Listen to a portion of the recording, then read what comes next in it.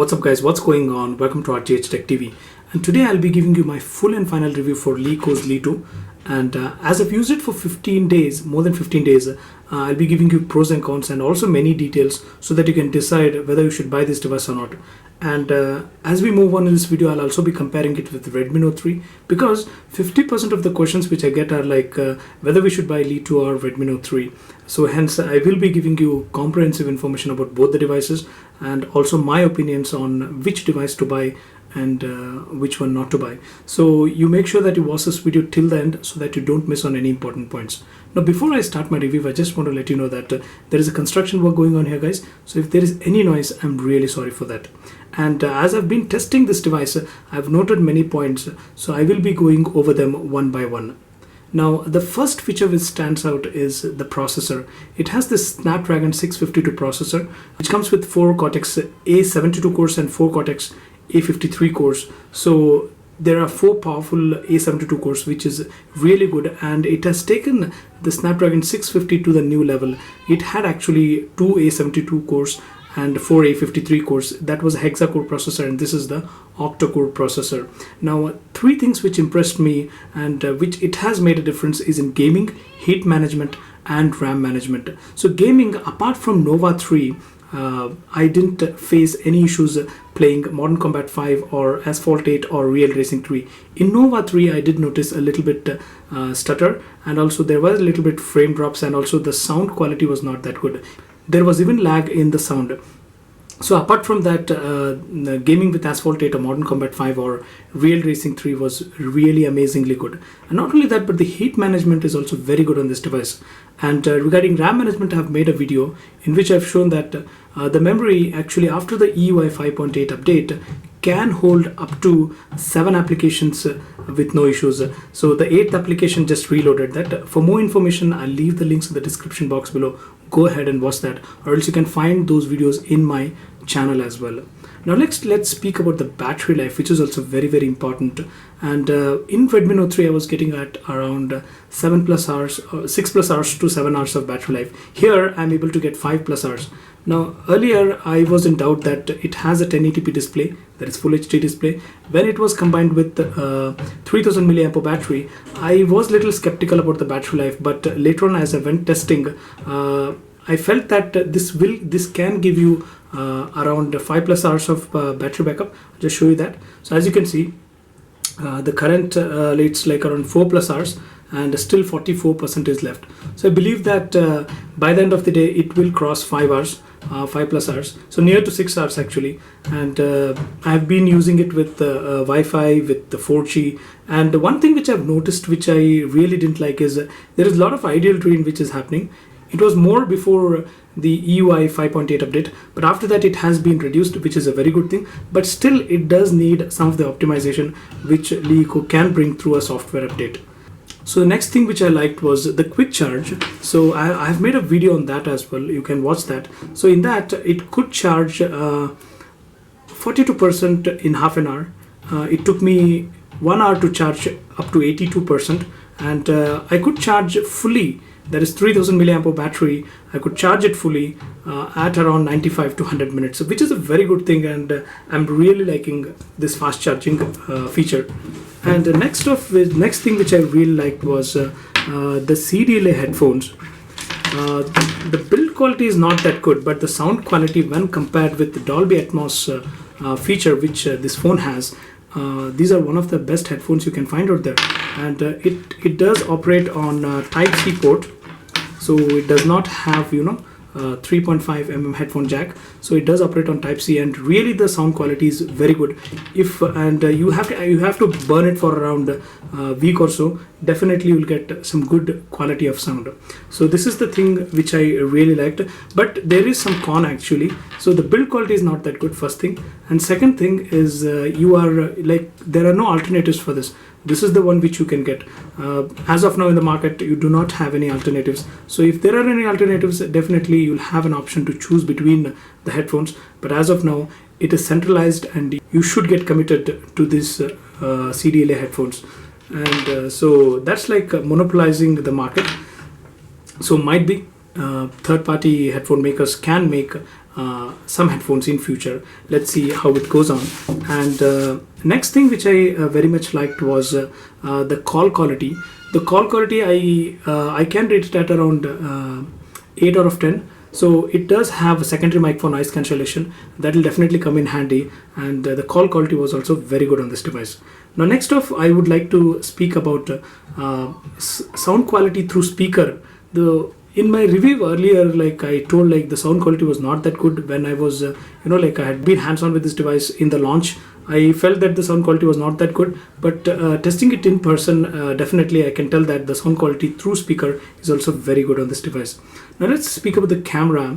This thing is like, it's relative actually, but I'll give you my thoughts on this. Color reproduction and outdoor shots were really good. Even low light shots were good.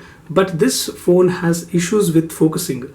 So in video recording, it does not autofocus. When you try to click on the image, then try to click on the object to get it into focus, it does overexpose. So there are some issues actually, but it can be fixed with software update. There is no issue with that. But generally speaking, if I compare it with Redmi Note 3, I feel the focusing is better on Redmi Note 3, and in Redmi Note 3, the low light photography was not that good, but here it is good. But both the devices are really not that competitive enough when you compare the likes of OnePlus 3 or other devices.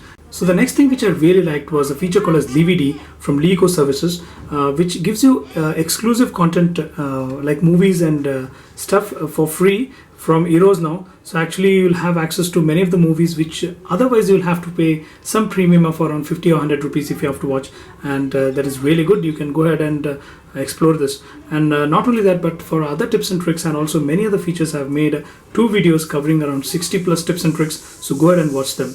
And not only that guys, the next thing which I very much liked was the IA Blaster, as you can see. But the thing is, it only works with the inbuilt application, and it does not work with like third-party applications called like Peel or something like that. But I've also made a video showing that how can you configure this inbuilt remote application for any remote out there. So basically you can make this IA Blaster work with any of the devices which you have. So you also watch that video, that's very good. And next thing which I want to speak about is the storage aspect. So guys, I'll give you my honest opinions. So after let's go to storage, okay.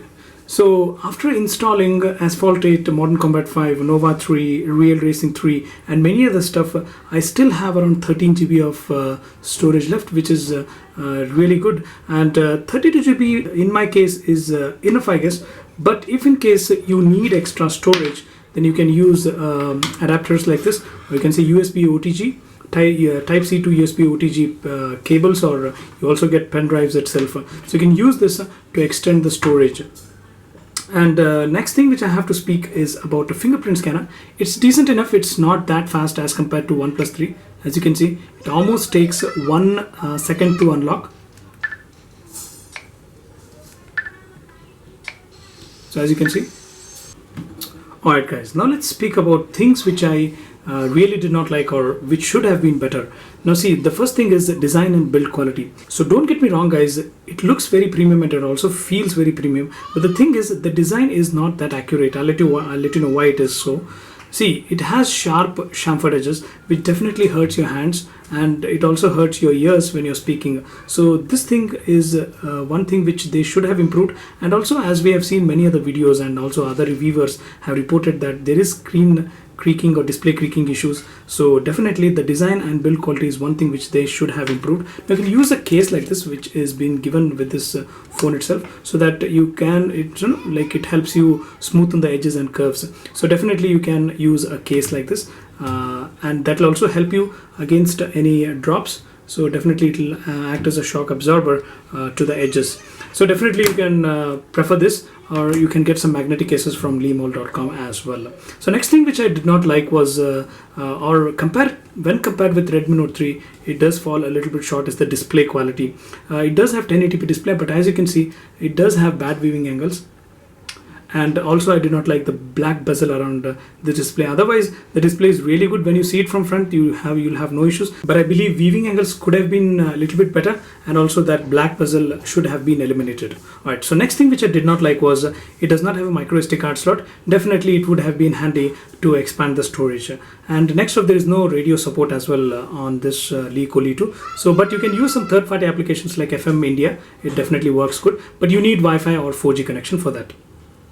So guys, now let's compare Li2 with Redmi Note 3 on performance, design and build, display, battery, camera, and the software front. So I'll give you complete information, user experience. So I've used both the devices. I'll give you my user experience and you can judge on that. Now the thing is, both the devices are really good for the price point. There are no issues, but definitely it depends on priorities and preferences. So each person will have priorities, different priorities and different preferences. So it is definitely relative. So I'll just let you know the pros and cons. You can decide on that. Regarding performance, both Snapdragon 650 and 652 are good. Definitely you'll have good experience using both the devices, but I'll give you a slight edge to Li2 when it comes to performance. And coming to design and build, definitely Redmi Note 3 has curved edges. It does not have any display creaking issues or anything sort of that. So definitely design and build, I would prefer Redmi Note 3. When it comes to display, Redmi Note 3's display gets pretty much bright, and it also has good viewing angles. So I would give my vote to Redmi Note 3 in this aspect. Battery life, I got around 6+ hours to 7 hours on that, and I'm getting 5+ hours on this. Both are definitely good, but slight edge will be given to Redmi Note 3 with respect to battery. And coming to camera, so it's pretty relative, guys. If you like focus and like you don't want your shots to be overexposed and you can compromise on low light, then definitely go for Redmi Note 3. If you cannot compromise on low light and you do not take macro shots, that is, you don't think much about focusing, then go with Li2's camera. So for me, I would go with Redmi Note 3 because focusing is very important for me. Now let's speak about MIUI versus EUI on the software front. MIUI is definitely more polished, has many features, and will give you more freedom with respect to routing and other stuff. So definitely if you want to explore more, then definitely you can go for MIUI. But EUI is pretty lighter. That's a good thing about that. And it also comes with the Marshmallow out of the box. And a recent update has improved the battery life and many other aspects. So definitely you can also go for EUI. But personally, I would prefer MIUI over EUI. So guys, now let's speak about the question, which one should we buy? Right, so I have listed many of the pros and cons, but I'll just try to sum up the things. But everything comes down to availability and pricing. See, both are great devices at this price point. I got Li2 for around 10,800 rupees. I got 1,200 rupees off on SBI cards, and I also got these CDLA headphones bundled with the phone. So I believe that if you're getting a deal like this, then definitely hands down go for Li2. If you're not getting this deal and you have to pay 2,000 extra for these CDLA headphones, and you don't have any offers like on debit or credit cards, then you'll end up paying 14,000 for Li2 because you have to pay 2,000 rupees extra for CDLA headphones if they are not available for free. So for 14,000, I would not recommend Li2. You can go with Redmi Note 3. It's one of the best device. And considering, if you ask me which one would I prefer, guys, I would like to keep both the devices. As a YouTuber, I like to have both the devices because I have to compare it with other devices as well in future. So I believe that my options and my priorities are a little bit different. But I would say finally conclusion is you would not regret having both the devices. So that's it, guys. If you feel this video is informative, give it a thumbs up. Share this video with your friends and family. Subscribe to our channel on YouTube. Follow us on Twitter. And if you have anything to say or anything to ask, use the comment section below. And most importantly, thanks for watching.